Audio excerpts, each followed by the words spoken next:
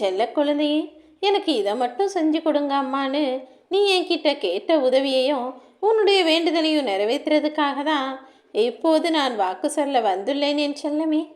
உனக்கு என்ன வேணும்னு நினச்சியோ அதை முடித்து கொடுப்பதற்கான எல்லா வேலைகளையும் நான் முடிச்சிட்டேன்.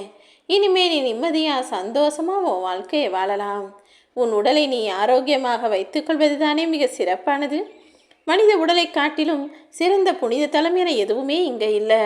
எதிர்காலத்தில் என்ன நடக்குமோன்னு கணக்கு பார்த்துக்கிட்டே இருந்தால் எதையுமே சாதிக்க முடியாது.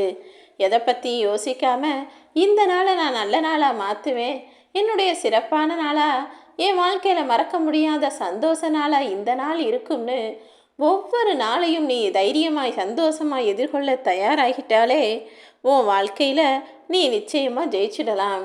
நீ நினைத்ததை காட்டிலும் மிகச்சிறந்த அற்புதமான வாழ்க்கையை நான் உனக்கு அமைச்சு கொடுப்பேன் என்று